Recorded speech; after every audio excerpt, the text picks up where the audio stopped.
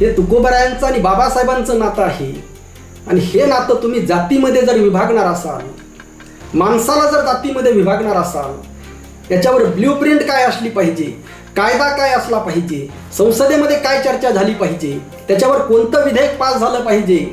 मित्रांनो, मी अनेक दिवसापासून सांगत आहे की हा भारत, हा देश शिवराय फुले शाहू आंबेडकर यांचाच आहे आणि त्यांचाच राहणार. एका काही कुत्सित लोकांना, काही विकृत लोकांना हे अजिबात खपत नाही. आणि सगळ्यात जास्त बघा, ज्या लोकांनी हा देश ताब्यामध्ये घेतलेला आहे, ज्या लोकांनी या देशाला गुलाम बनवून ठेवलेला आहे, आणि गुलाम कोणाला बनवलेलं आहे, येथील हिंदूंना गुलाम बनवलेलं आहे. नीट लक्षात घ्या, पुढे मी जे सांगणार आहे ते अत्यंत महत्त्वाचं आहे आणि खास करून माझ्या तमाम हिंदू बांधवांसाठी खूप महत्त्वाचं आहे. मित्रांनो, या लोकांना काही सुद्धा नवनिर्माण करता आलं नाही. 12-13 वर्षाच्या काळामध्ये काही सुद्धा निर्माण करता आलं नाही. एक वाटलं होतं की दाखवण्यासाठी का होईना, परंतु या लोकांनी राम मंदिर निर्माण केलेलं आहे, त्याचा अभिमान वाटत होता. परंतु ते राम मंदिर सुद्धा स्वतः शंकराचार्यांचं विधान आहे आणि अशा अनेक साधू संतांचं, महंतांचं विधान आहे. ते राम मंदिर सुद्धा या लोकांनी RSSचं कार्यालय बनवलेलं आहे. म्हणजे या लोकांना रामाशी सुद्धा काही देणं घेणं नाही. एकीकडे हे लोक हनुमंतरायाचा वेश एक जणाने घेतला आणि तो हनुमंतरायाचा वेश घेतलेला कार्यकर्ता एका नेत्याच्या गाडीसमोर नाचतो. म्हणजे यामध्ये यांना हनुमंतरायाचा अपमान वाटत नाही. आणि सीता के पती राम, म्हणजे सीतामातेचा पती राम आहे असं म्हटल्यानंतर अपमान होतो. सीतेचा पती राम किंवा सीतामातेचा पती रामचंद्र असं म्हटल्याने अपमान होण्याचा काय संबंध आहे. एकीकडे आपली घोषणा आहे, ओम नमो पते पार्वती हर हर महादेव. म्हणजे एकीकडे महादेवाचा जयघोष करताना आपण अगदी गर्वाने म्हणतो, आनंदाने म्हणतो की पार्वती मातेचा पती असणाऱ्या महादेवाचा जय जयकार असो. आणि दुसरीकडे मग पार्वती मातेचे पती महादेव असू शकतात, त्यामध्ये अपमान नाही. मग सीता मातेचे पती रामचंद्र म्हटल्याने त्यामध्ये अपमानाचा काय संबंध आहे. परंतु या लोकांना रामाशी काही देणं घेणं नाही. जर या लोकांना खरंच माझ्या रामावर जर प्रेम असतं या लोकांचं, तर या लोकांनी राम मंदिरामध्ये चोरी केली नसती, तर या लोकांनी राम मंदिरामध्ये दरोडा टाकला नसता. आणि आजही ज्या ट्रस्टीने हा दरोडा टाकला, त्या दरोड्याच्या बदल्यामध्ये करोडो रुपयांचे, अब्जावधी रुपयांचे मठ बांधले, ऑफिस बांधले आणि अब्जावधी रुपयांची संपत्ती गोळा केली, तीच ट्रस्टी आजही कायम आहे. म्हणजे चोर तो चोर आणि वर सिरजोर. म्हणजे बघा, आणि याचा सगळ्यात जास्त त्रास RSSचा मूळ मोठो मी अनेकदा सांगितलेला आहे की RSS हे फक्त एका तथाकथित उच्च जातीचं संघटन आहे. बघा, फक्त हे त्यामधील सुद्धा सगळी जात, सगळा वर्ग त्यांच्यासोबत नाही.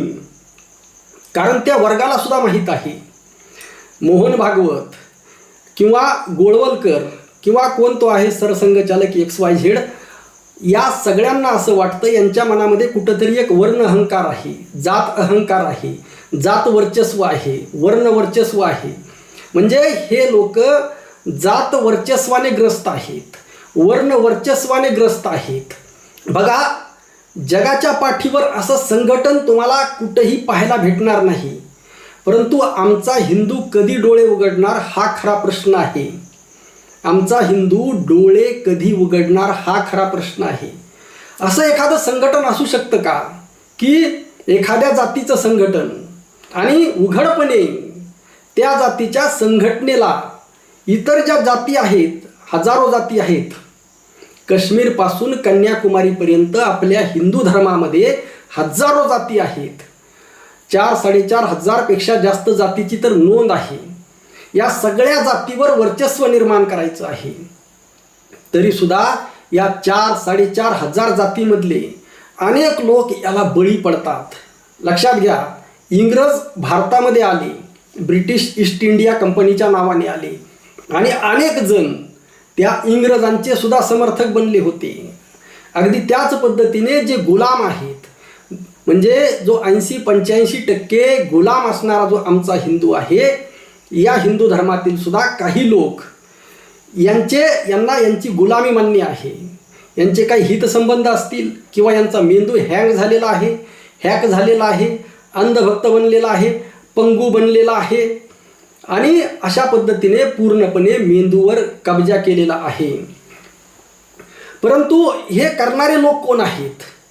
बघा, करणारे लोक कोण आहेत? तुम्हाला अगोदरच सांगितलं की हे जात वर्चस्वाने, वर्ण वर्चस्वाने ग्रसित झालेले लोक आहेत, मानसिक रोगी लोक आहेत, हे लक्षात ठेवा.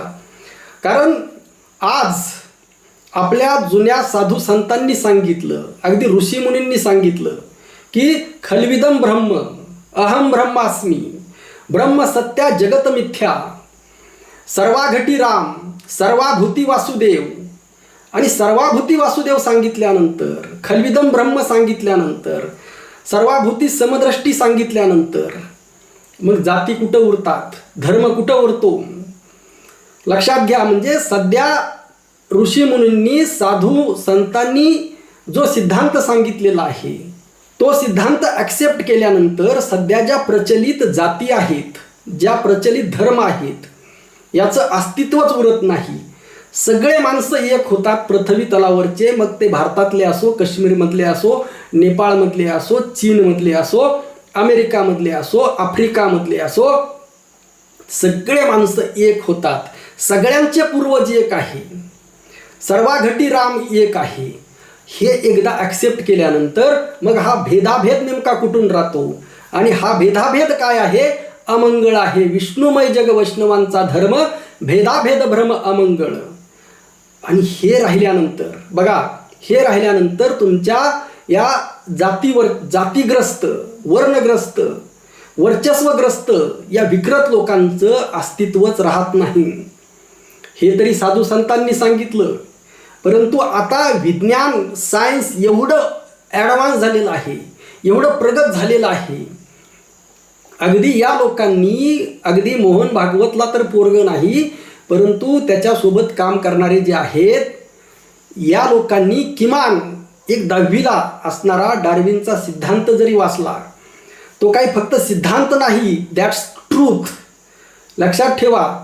आणि ते सत्य आहे, सिद्ध झालेलं आहे. आणि त्यामध्ये सुद्धा तुमच्या लक्षामध्ये येईन मानवी जीवनाची किंवा सजीव सृष्टीची निर्मिती कशी झाली. आणि जो सिद्धांत माऊली ज्ञानोबारायांनी मांडला होता, साधू संतांनी मांडलेला होता, तो सिद्धांत सायन्सने, डार्विनच्या सिद्धांताने प्रूव्ह झालेला आहे, सिद्ध झालेला आहे. केवळ माणसाचेच नव्हे तर पशु, पक्षी, प्राणी, सजीव सृष्टी, जलचर, उभयचर सगळ्यांचा पूर्वज एक आहे. लक्षात ठेवा. फर्स्ट युनिव्हर्सल कॉमन ॲन्सेस्टर वाचा तुम्ही डार्विनच्या सिद्धांतामध्ये. जगामधला सगळ्यात सुंदर सिद्धांत आहे आणि सिद्ध झालेला सिद्धांत आहे. आणि ज्या वेळेस या विज्ञानाच्या कसोट्या नव्हत्या, विज्ञान नव्हतं, त्यावेळेस साधू संतांनी एक सामाजिक समतेच्या भावनेतून, वैचारिक भावनेतून किंवा ब्रह्माच्या समत्वाच्या भावनातून किंवा ईश्वराच्या अनुषंगाने किती एक चांगला सिद्धांत मांडला. आपल्याकडे नेमकं काय आहे माहिती आहे का? सिद्धांत चांगले आहेत, तत्त्वज्ञान चांगलं आहे, परंतु ज्या पद्धतीने आता तुकाराम मुंडे, लक्षात ठेवा, तुकाराम मुंडे यांनी आता अन्नामध्ये कशा पद्धतीने भेसळ सुरू आहे हे काढलं. दुधामध्ये किती भेसळ आहे. मी राहुल कुलकर्णी यांचा व्हिडिओ पाहिला, मधले 20 लाख लिटर दूध, इतकी भेसळ केवळ महाराष्ट्रामध्ये. अशा अनेक गोष्टीमध्ये भेसळ, तुपामध्ये भेसळ. आणि मग ही जी भेसळ झालेली आहे, तीच भेसळ आपल्या धार्मिक क्षेत्रामध्ये करून ठेवलेली आहे. आणि ही कुणी केलेली आहे? ही केलेली आहे कर्मकांडी लोकांनी, ही केलेली आहे राम मंदिरामध्ये चोरी करणाऱ्या लोकांनी. लक्षात घ्या. आणि हेच धर्मातलं पाखंड आहे. त्यामुळेच तुकोबारायांनी धर्म कोणता सांगितलेला आहे? लक्षात ठेवा. जगद्गुरु श्री संत तुकाराम महाराजांनी धर्म कोणता सांगितलेला आहे? सत्य तोची धर्म, असत्य ते कर्म, अनेक हे वर्म नाही दुजे. जे काही या जगामध्ये सत्य आहे, जे त्रिकालाबाधित सत्य आहे, जे कालही सत्य होतं, आजही आहे आणि उद्याही राहणार आहे, तो खरा धर्म आहे. नामदेव महाराज स्वतः म्हणतात, बघा, ज्या वारकरी संप्रदायाची स्थापना नामदेवरायांनी केली, सर्व संतांना संघटित केलं, ते नामदेवराय म्हणतात हिंदू पूजे देहरा. बघा काय म्हणतात नामदेव महाराज, हिंदू पूजे देहरा मुसलमान मस्जिद नामा सेवे सेवया जहा मंदिर ना मस्जिद. म्हणजे ज्याला हे वर्म कळलेलं आहे, ज्याला कळलेलं आहे खलविदम ब्रह्म या सिद्धांताची अनुभूती ज्याला आलेली आहे, ज्याला सर्वाघटी राम, माऊली ज्ञानोबरायांनी जे हरिपाठात सांगितलं सर्वाघटी राम, याची अनुभूती ज्याला आलेली आहे, त्याच्यासाठी हिंदू हा धर्म उरत नाही, मुस्लिम हा धर्म उरत नाही, मराठा ही जात उरत नाही, ओबीसी ही जात उरत नाही, SC ST ही जात उरत नाही. तो माणूस जाती पातीच्या धर्माच्या पलीकडे गेलेला असतो. त्याच्या रोमारोमामध्ये फक्त विठ्ठल असतो आणि त्याला जळी स्थळी फक्त विठ्ठल दिसतो. त्याला त्याच्यासाठी जग अवघे देव झालेलं असतं. ऐसा ज्याचा अनुभव विश्वदेव सत्यत्वे ही प्रचिती त्याला आलेली असते आणि तो खरा धर्म आहे. लक्षात ठेवा, हे प्रचलित खरे धर्म नाहीत. आणि असं जरी असलं, सध्या आपण हिंदू या नावाने एकत्र आलेलो आहोत आणि त्याचा 100% मला अभिमान आहे. परंतु आमचा हिंदू हा शहाणा झाला पाहिजे, आमचा हिंदू हा सक्षम झाला पाहिजे, आमचा हिंदू हा शिक्षित झाला पाहिजे, हिंदूंचा मेंदू विकसित झाला पाहिजे. परंतु हे हिंदूंसोबत काय करत आहेत बघा. लक्षात ठेवा, येथे एका जातीचा प्रश्न नाही, कारण मोहन भागवत ज्या जातीमधून येतात त्याच जातीचे अनेक लोक मोहन भागवत यांच्या विरोधामध्ये आहेत. मी सगळ्या सोशल मीडियावरती खाली कॉमेंट पाहतो आणि त्यावेळेस लक्षामध्ये येतं की या मोहन भागवतच्या जातीचे सुद्धा अनेक लोक मोहन भागवतच्या विचारधारेच्या विरोधामध्ये आहेत. का विरोधामध्ये आहेत? कारण त्यांना सुद्धा याचा काहीच फायदा नाही. RSSचा त्यांना सुद्धा काही सुद्धा काडीचाही फायदा नाही. या लोकांनी डोंगर नष्ट केले, जंगलं नष्ट केले, बघा, शहरं प्रदूषित केली आणि मग जो विषारी श्वास आहे तो तर मोहन भागवत यांच्या जातीच्या लोकांना सुद्धा घ्यावा लागणार आहे. आणि आता नीटच्या परीक्षामध्ये ज्या विद्यार्थ्यांनी जीव दिला, यादी काढा, त्यामध्ये मोहन भागवत यांच्या जातीचे सुद्धा लोक आहेत. म्हणजे हा त्रास सगळ्यांना आहे, हे त्यांना कळत आहे. हे फक्त मुठभर लोक आहेत, बघा, हे फक्त मुठभर लोक आहेत आणि यांचा उद्देश वेगळा आहे. हे मानसिक रोगी आहेत, तुम्हाला सांगितलं, हे झपाटलेले लोक आहेत. हे म्हणजे मंबाजी बुवा ज्या पद्धतीने होता किंवा माऊली ज्ञानोबरायांचा छळ करणारे जे लोक होते त्या मानसिकतेचे हे लोक आहेत. आणि त्यांना मिळाले कोण आहेत? त्यांना मिळाले आहेत आमच्या मराठा समाजामधले लाटजी, प्रस्थापित नेते, OBC समाजातले लाटजी, प्रस्थापित नेते, दलित समाजातले लाटजी, बघा, प्रस्थापित नेते म्हणजे मराठा, OBC, दलित आणि मुस्लिममधले सुद्धा काही लाटजी, हे सगळे यांना मिसळलेले आहेत. म्हणजे हे संघटन आता भटजी, सेठजी आणि लाटजी यांचं झालेलं आहे. येथे जातीचा प्रश्न उरलेला नाही.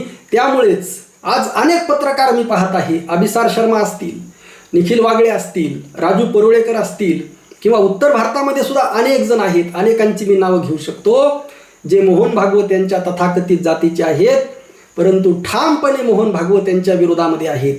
त्यामुळे येथे जातीचा प्रश्न नाही.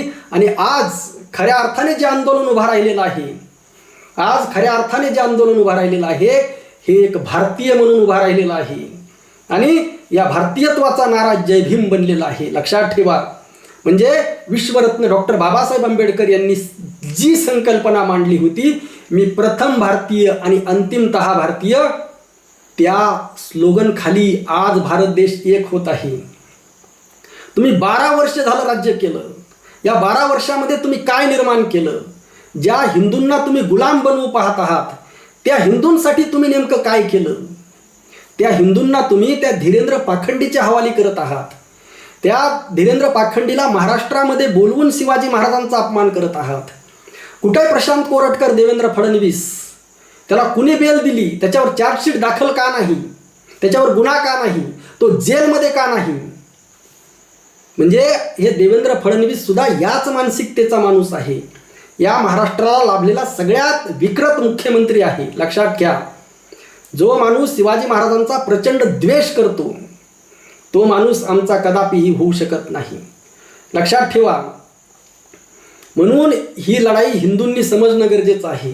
असं संघटन असू शकतं का? हिंदूंनो, नीट लक्षात घ्या.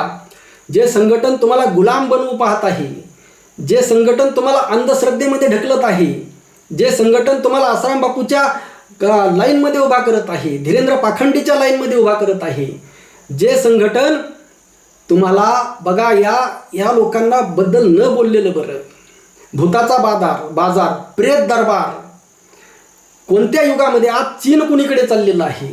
आणि एकीकडे तुम्ही सोनम वांगचुक यांच्यावर आरोप केला की चीनचा एजंट आहे. मग चीनच्या एजंटसोबत जे.पी. नड्डा काय करत होते? त्याला भेटून त्याच्या गळ्यामध्ये, चीनच्या एजंटच्या गळ्यामध्ये भगवा गमजा का घातला? म्हणजे काही पण आरोप करायचे. आणि आता काही गोष्टी आहेत सगळ्या आजच सांगत नाही.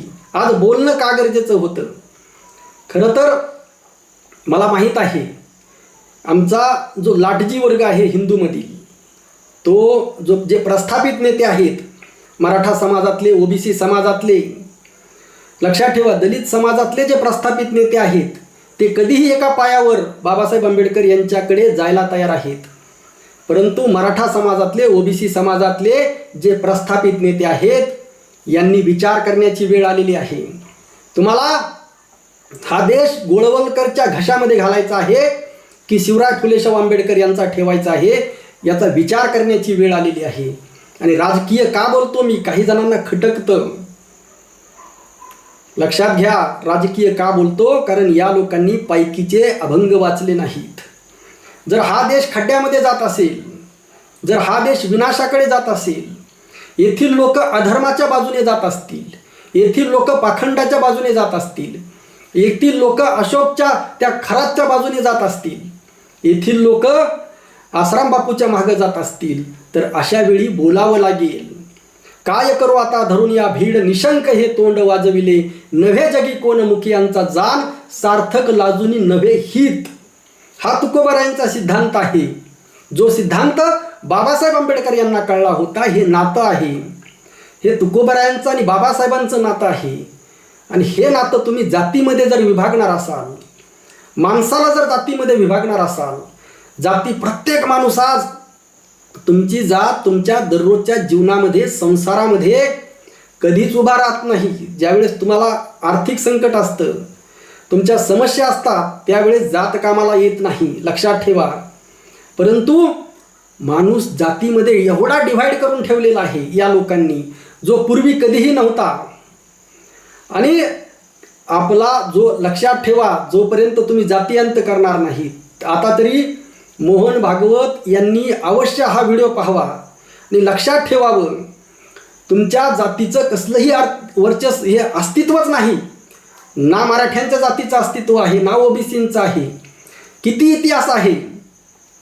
रामायणामध्ये आताची कोणती जात होती?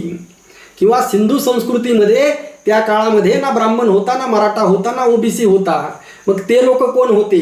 किंवा त्याच्याही अगोदर पाषाण युगामध्ये असणारे लोक कोण होते?